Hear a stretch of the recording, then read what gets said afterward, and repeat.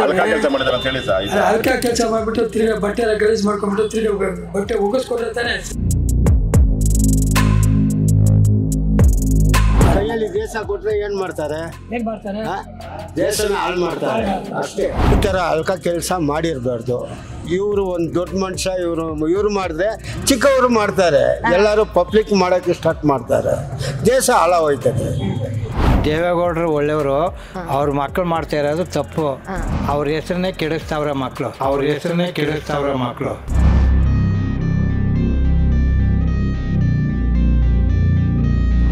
ಒಳಗಡೆ ಬೆಂಕಿ ಇಲ್ದಲೆ ಹೊರಗಡೆ ಹೊಗೆ ಬರಲ್ಲ. ಸೊ ಅದರಿಂದ ಏನು ಅಂತ ಹೇಳಿದ್ರೆ, ಸೊ ಅಪ್ಪನ ಕೈವಾಡ ಇಲ್ದಲೆ ಮಗ ಏನು ಮಾಡಕ್ ಚಾನ್ಸಸ್ ಇರಲ್ಲ. ಸೊ ನಾವ್ ಹೇಳ್ತೀವಿ, ಒಂದು ಬೂದಿ ಹೊಗೆ ಬರಬೇಕು ಅಂದ್ರೆ ಕೆಂಡ ಇರಲೇಬೇಕು.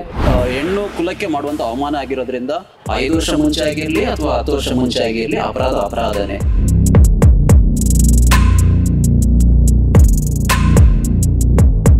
ವೀಕ್ಷಕರೇ ನಮಸ್ಕಾರ, BN ಟಿವಿಗೆ ಸ್ವಾಗತ. ನಾನು ಅಂಜಲಿ. ಇದೀಗ ರಾಜ್ಯದಲ್ಲಿ ಅತಿ ಹೆಚ್ಚಾಗಿ ದಿನದಿಂದ ದಿನಕ್ಕೆ ಕೇಳಿ ಬರ್ತಾ ಇರುವ ಸುದ್ದಿ ಅಂದ್ರೆ ಪ್ರಜ್ವಲ್ ರೇವಣ್ಣ ಅವರದ್ದು ಅಂತ ಹೇಳಲಾಗ್ತಿರುವ ವಿಡಿಯೋ ಕುರಿತು. ಇದರಲ್ಲೀಗ HD ದೇವೇಗೌಡರ ಹೆಸರು ಕೂಡ ಶಾಮೀಲಾಗಿ ಬರ್ತಾ ಇದೆ. ಇದೀಗ ರೇವಣ್ಣ ಅವರನ್ನು ಕೂಡ ಅರೆಸ್ಟ್ ಮಾಡಲಾಗಿದೆ. ಹೀಗಿರುವಾಗ ಸಾಮಾನ್ಯ ಜನರು, ಸಾರ್ವಜನಿಕರು ಈ ಕೇಸಿನ ಕುರಿತು ಅವರ ಅಭಿಪ್ರಾಯಗಳೇನು ಅಂತ ಅವ್ರ ಹತ್ರನೇ ಕೇಳಿ ತಿಳ್ಕೊಳ್ಳೋಣ.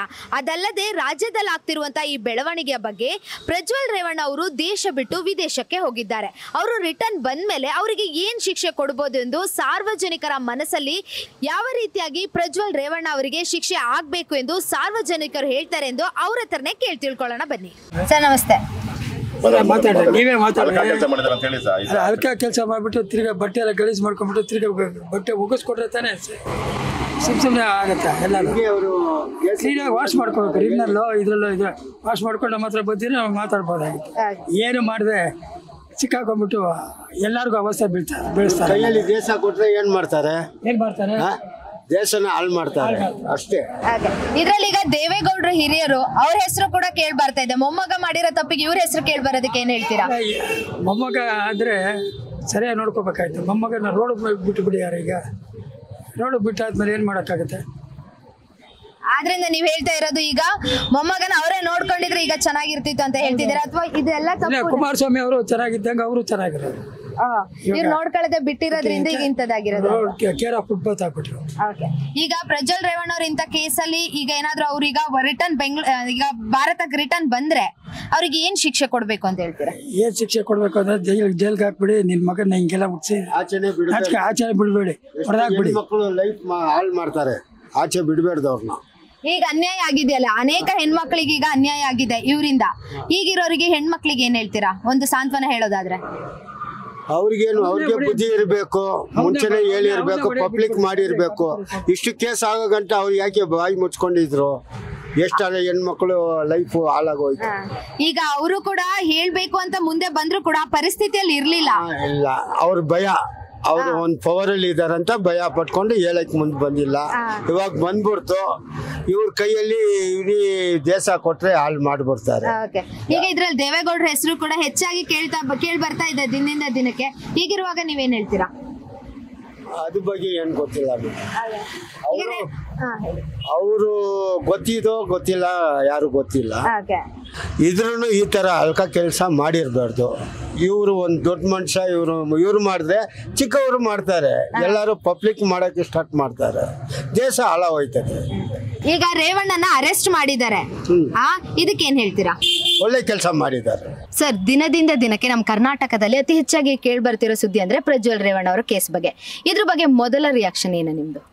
ಇದು ರಾಜ್ಯಕ್ಕೆ ಒಂದು ತಲೆ ತಗ್ಗಿಸುವಂತ ಒಂದು ಸುದ್ದಿ ಆಗಿರುತ್ತೆ. ಯಾವುದೇ ಒಂದು ಸಮಾಜನ ರೆಪ್ರೆಸೆಂಟ್ ಮಾಡುವಂತ ವ್ಯಕ್ತಿ ಈ ರೀತಿ ಅಂತ ಒಂದು ವಿಚಾರ ಬಂದಾಗ ಇಡೀ ಸಮಾಜನೇ ತಲೆ ತಗ್ಗಿಸುವಂತ ಒಂದು ವಿಚಾರ ಆಗಿರುತ್ತೆ ಮೇಡಮ್ ಇದು. ಹೀಗಿರುವಾಗ ನಮ್ಮ HD ದೇವೇಗೌಡರು ತುಂಬಾ ಹಿರಿಯರು, ಪ್ರಧಾನಿ ಆದಂತವ್ರು, ಅವ್ರ ಹೆಸರು ಕೂಡ ಈಗ ಇದರಲ್ಲಿ ತಳಕಾಗ್ತಾ ಇದೆ. ಯಾಕೆಂದ್ರೆ ಮೊಮ್ಮಗ ಮಾಡ್ತಿದ್ದಾನೆ ಅಂದ್ಮೇಲೆ ಅವರಿಗೂ ಗೊತ್ತಿರಲ್ವಾ ಅಂತ. ಇದಕ್ಕೆ ಏನ್ ಹೇಳ್ತೀರಾ? ಈಗ HD ದೇವೇಗೌಡರು ಇಂಥ ವಿಚಾರದಲ್ಲಿ ಅವ್ರ ಹೆಸರು ಕೇಳಿ ಬರೋದು ಎಷ್ಟು ಮಟ್ಟಿಗೆ ಸರಿ? ಇದು ಯಾಕೆ ಅಂತ ಹೇಳಿದ್ರೆ, ನಾವು ಮಕ್ಕಳನ್ನ ಯಾವ ರೀತಿ ಬೆಳೆಸ್ತೀವಿ, ಅದೇ ರೀತಿಯಾಗಿ ಮಕ್ಕಳನ್ನ ಯಾವ ರೀತಿ ಅದಿನ ಕಣ್ಣಿಡ್ತೀವಿ ಅನ್ನೋದು ಕೂಡ ತುಂಬ ಇಂಪಾರ್ಟೆಂಟ್ ಆಗಿರುತ್ತೆ. ಬಟ್ ಈಗ ಒಂದು ರಾಜಕೀಯ ಒಂದು ಉದ್ದೇಶಕ್ಕೋಸ್ಕರ ಮಾಜಿ ಪ್ರಧಾನಿಗಳ ಹೆಸರನ್ನ ಈ ಒಂದು ವಿಚಾರದಲ್ಲಿ ತರುವಂಥದ್ದು ಸರಿಯಲ್ಲ ಅನ್ಸುತ್ತೆ. ಬಟ್ ಏನೇ ಪ್ರಜ್ವಲ್ ರೇವಣ್ಣ ಮಾಡಿದರೆ ಅದು ಅಕ್ಷಮ್ಯ ಅಪರಾಧ, ತಪ್ಪೇ ಅಂತ ಹೇಳ್ತಾರೆ. ಅದ್ರ ಜೊತೆಗೆ ಈಗ ಪ್ರಜ್ವಲ್ ರೇವಣ್ಣ ಅವರು ವಿದೇಶಕ್ಕೆ ಹಾರ್ಬಿಟ್ಟಿದ್ದಾರೆ. ಅವರು ದೇಶಕ್ಕೆ ಬಂದ್ಮೇಲೆ ಅವರಿಗೊಂದು ಶಿಕ್ಷೆ ಕೊಡಬೇಕು ಅಂದ್ರೆ ಏನ್ ಶಿಕ್ಷೆ ಕೊಡಬೇಕು ಅಂತ? ಇದು ಮೊದಲೇ ಇನ್ಸ್ಟೆನ್ಸ್ ಅಲ್ಲ. ಯಾರೇ ತಪ್ಪು ಮಾಡಿ ಈ ದೇಶ ಬಿಟ್ಟು ಹೊರಗೆ ಹೋಗುವಂಥದ್ದು ಇದು ಮೊದಲೇ ವಿಚಾರ ಏನೂ ಅಲ್ಲ. ಸೊ ಇದಕ್ಕಿಂತ ಮುಂಚೆ ಕೂಡ ತುಂಬ ಜನ ಹೋಗಿದ್ದಾರೆ. ಸೊ ಇವಾಗ ಏನು ಮಾಡಬೇಕು ಅಂತ ಹೇಳಿದ್ರೆ, ನಮ್ಮಲ್ಲಿ ಅಂತ ಕೇಂದ್ರ ಸರ್ಕಾರ ಆಗಿರ್ಬೋದು ಅಥವಾ ರಾಜ್ಯ ಸರ್ಕಾರ ಎರಡೂ ಕೂಡ ಜೊತೆ ಕೂಡಿಬಿಟ್ಟು ಆ ಅಪರಾಧಿನ ಅಥವಾ ಏನೀಗ ಆಪಾದನೆ ಯಾರ ಮೇಲೆ, ಪ್ರಜ್ವಲ್ ರೇವಣ್ಣ ಅವ್ರ ಮೇಲೆ ಆಪಾದನೆ ಇದೆ, ಅದನ್ನು ಅವರನ್ನು ರಾಷ್ಟ್ರಕ್ಕೆ ವಾಪಸ್ ಕರೆಸ್ಬಿಟ್ಟು ನ್ಯಾಯಾಂಗ ವ್ಯವಸ್ಥೆಯಲ್ಲಿ ಏನು ನಾವು ನ್ಯಾಯ ಕೊಡಬೇಕಾಗುತ್ತೆ ಅದನ್ನು ನಾವು ಮಾಡಲೇಬೇಕಾಗುತ್ತೆ. ಈಗ ಪ್ರಜ್ವಲ್ ರೇವಣ್ಣ ಅವ್ರ ಕೇಸ್ ತಳಕಾಗ್ತಿರ್ಬೇಕಾದ್ರೆ A1 ಆರೋಪಿ ರೇವಣ್ಣ ಅವರು ಒಂದು ಮಹಿಳೆನ ಸಂತ್ರಸ್ತ ಮಹಿಳೆನ ಕಿಡ್ನಾಪ್ ಮಾಡಿದ್ದಾರೆ ಅಂತ ಅರೆಸ್ಟ್ ಆಗಿದ್ದಾರೆ. ಇದರಲ್ಲಿ ರಾಜಕೀಯ ಇದೆ ಅನ್ಸುತ್ತಾ ಅಥವಾ ಅವ್ರು ನಿಜವಾಗ್ಲೂ ಅರೆಸ್ಟ್ ಅಂದ್ರೆ ಕಿಡ್ನಾಪ್ ಮಾಡಿರುವಂತ ಏನಾದ್ರು ಕುತಂತ್ರ ನಡೆದಿದ್ಯಾ? ಮೇಡಮ್, ಏನೇ ಈಗ ಒಂದು ಒಳಗಡೆ ಬೆಂಕಿ ಇಲ್ದಲೆ ಹೊರಗಡೆ ಹೊಗೆ ಬರಲ್ಲ. ಸೊ ಅದರಿಂದ ಏನು ಅಂತ ಹೇಳಿದ್ರೆ, ಸೊ ಅಪ್ಪನ ಕೈವಾಡ ಇಲ್ದಲೆ ಮಗ ಏನೋ ಮಾಡಕ್ ಚಾನ್ಸಸ್ ಇರಲ್ಲ. ಸೊ ನಾವು ಹೇಳ್ತೀವಿ, ಒಂದು ಬೂದಿಲಿ ಹೊಗೆ ಬರಬೇಕು ಅಂದ್ರೆ ಕೆಂಡ ಇರಲೇಬೇಕು. ಸೊ ಇದ್ದ ಕಾರಣನೇ SIT ಅಧಿಕಾರಿಗಳು ಅರೆಸ್ಟ್ ಮಾಡಿದ್ದಾರೆ. ನ್ಯಾಯಾಂಗ ವ್ಯವಸ್ಥೆಯಲ್ಲಿ ಏನು ಮಾಡಬೇಕು ಅದನ್ನು ಮಾಡ್ತಾರೆ, ನಂಬಿಕೆ ಇದೆ. ಈಗ ಪ್ರಜ್ವಲ್ ರೇವಣ್ಣ ಅವ್ರ ಅರೆಸ್ಟ್ ಆಗಿರೋದು, ಇದು ಲೋಕಸಭಾ ಚುನಾವಣೆ ಸಂದರ್ಭದಲ್ಲಿ ಈ ವಿಡಿಯೋ ಎಲ್ಲ ರಿಲೀಸ್ ಆಗಿರೋದು ರಾಜಕೀಯ ಕುತಂತ್ರನೇ ಅಂತ ಹೇಳ್ತೀರಾ ಅಥವಾ ಇದು 5 ವರ್ಷದ ಹಿಂದೆ ನಡೆದಿರೋದು, ಇವಾಗಲೇ ತರಬೇಕು ಅಂತ ಏನಾದ್ರು ಪ್ರೀ ಪ್ಲಾನ್ಡ್ ಆಗಿತ್ತಾ ಅಂತ? ಮೇಡಮ್, ಇದು ಹೆಣ್ಣು ಕುಲಕ್ಕೆ ಮಾಡುವಂಥ ಅವಮಾನ ಆಗಿರೋದ್ರಿಂದ 5 ವರ್ಷ ಮುಂಚೆ ಆಗಿರಲಿ ಅಥವಾ 10 ವರ್ಷ ಮುಂಚೆ ಆಗಿರಲಿ ಅಪರಾಧನೇ. ಇದಕ್ಕಿಂತ ಮುಂಚೆ ನಾವು ಮೀಟು ಕೇಸ್ ಕೂಡ ನಾವು ನೋಡಿದ್ದೀವಿ. ಸೊ ಯಾರ ಮೇಲೆ ಮಾಡಿದ್ರು ಅಂತ ಕೂಡ ದಬ್ಬಾಳಿಕೆ ಮಾಡಿದ್ರೆ ಇವತ್ತೆಲ್ಲ ನಾಳೆದು ಹೊರಗೆ ಬರಲೇಬೇಕು. ಇವತ್ತು ಬಂದಿದೆ.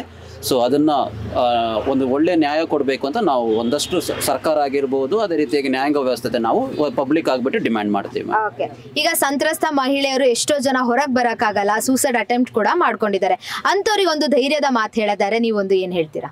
ಲೈಕ್ ಏನು ಅಂತ ಹೇಳಿದ್ರೆ, ಯಾವುದೇ ಕಾರಣಕ್ಕೂ ನೀವು ಧೃತಿ ಕೆಡಬಾರದು. ಸೊ ನ್ಯಾಯಾಂಗ ವ್ಯವಸ್ಥೆ ಇದೆ, ಅದೇ ರೀತಿ ಅದು ಹಲವಾರು ಮಹಿಳಾ ಆಯೋಗಗಳಿದ್ದಾವೆ, ಅದು ಸಮಾಜಮುಖಿ ಸಂಸ್ಥೆಗಳಿದ್ದಾವೆ. ಅದನ್ನ ಉಪಯೋಗ ಮಾಡಿಕೊಂಡು ತಮ್ಮ ಅಥವಾ ಮುಖಚಿತ್ರನ ಎಲ್ಲೂ ಪಬ್ಲಿಕ್ ಮಾಡೋದಲ್ಲೇ ಸೊ ನೀವು ಗುಪ್ತವಾಗಿ ಹೋಗ್ಬಿಟ್ಟು ಅವ್ರ ಜೊತೆ ಸಮಾಲೋಚನೆ ತಗೊಂಡ್ಬಿಟ್ಟು ಯಾವತ್ತೂ ಕೂಡ ಧೃತಿಗೆ ಇಡಬಾರದು. ಸೊ ಸಮಾಜದಲ್ಲಿ ನಿಮಗಾಗಿ ಬೆಂಬಲಕ್ಕೆ ಒಂದಷ್ಟು ಜನ ಇರ್ತಾರೆ, ಅವರನ್ನು ಪಡ್ಕೊಂಡು ನೀವು ಮುಂದೆ ಹೋಗ್ಬೇಕು ಅಂತ ಹೇಳಿ ನಾನು ಕೇಳ್ಕೊಳ್ತೇನೆ. ಸರ್, ಈಗ ದಿನ ಕೇಳ್ತಾ ಇದ್ದೀರಾ ನೀವು ಪ್ರಜ್ವಲ್ ರೇವಣ್ಣ ಅವ್ರದ್ದು ಅಂತ ಹೇಳ್ತೀರಾ ವಿಡಿಯೋ ಕೇಸ್ಗಳ ಬಗ್ಗೆ.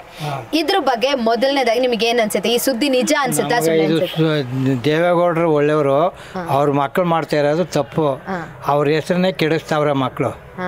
ಇಂಥವ್ರಿಗೆ ಏನ್ ಹೇಳ್ತೀರಾ? ಇಂಥವ್ರಿಗೆ ಅವ್ರ ಶಿಕ್ಷೆ ಅನುಭವಿಸೋದೇ ಒಳ್ಳೇದು. ಈಗ ಅವರು ವಿದೇಶಕ್ಕೆ ಹೋಗ್ಬಿಟ್ಟಿದ್ದಾರೆ, ಇನ್ನೂ ಬಂದಿಲ್ಲ ಪ್ರಜ್ವಲ್ ರೇವಣ್ಣ ಅವ್ರು ಬರ್ಬೇಕಾ ಅಥವಾ ಇಷ್ಟು ದಿನ ಆದ್ರೂ ಬಂದಿಲ್ಲಲ್ಲ? ತಪ್ಪಿಸ್ಕೊಂಡಿದ್ದಾರೆ, ಬಂದೇ ಬರ್ಬೇಕು, ಅವ್ರು ಅಟೆಂಡ್ ಆಗ್ಲೇಬೇಕು. ಈಗ ಸದ್ಯಕ್ಕೆ ಅವ್ರು ಇನ್ನು ಭಾರತಕ್ಕೆ ಬಂದ್ಮೇಲೆ ಅರೆಸ್ಟ್ ಆದ್ಮೇಲೆ ಅವ್ರಿಗೆ ಏನ್ ಶಿಕ್ಷೆ ಕೊಡ್ಬೇಕು ಅಂತೀರಾ?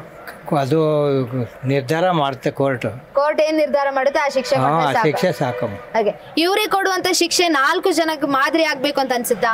4 ಹೌದು, ಅವ್ರು ಕೊಡೋದು 4 ಮಂದಿ ತೃಪ್ತಿ ಆಗ್ಬೇಕು. ಹೌದು, ಸರಿ. ಅದು ಇವರು ಇಷ್ಟೆಲ್ಲ ಒಂದು 2000 ವಿಡಿಯೋ ಅಂತೆಲ್ಲ ಹೇಳ್ತಾ ಇದಾರಲ್ವಾ, ಇದು 2000 ವಿಡಿಯೋ ಇವ್ರದೇ ಅಂತ ನಿಮಗೆ ಅದು ವಿಷಯ ಸುದ್ದಿ ಕೇಳಾದ್ಮೇಲೆ ನಿಜ ಅನಿಸ್ತಿದ್ಯಾ? ಕೇಳಿದ್ಮೇಲೆ ನಿಜ ಅನ್ನಿಸ್ತಾ ಇದೆ. ಹೌದು. ಈಗ ಇದ್ರ ನಡುವೆನೆ ರೇವಣ್ಣ ಅವ್ರ ಹೆಸರು ಕೂಡ ಕೇಳಿ ಬರ್ತಾ ಇದೆ. ಹೌದು, ಇವಾಗ ಅರೆಸ್ಟ್ ಆಗಿರ್ಬೇಕಲ್ವ? ಅವ್ರು ಅರೆಸ್ಟ್ ಆಗಿದ್ದಾರೆ.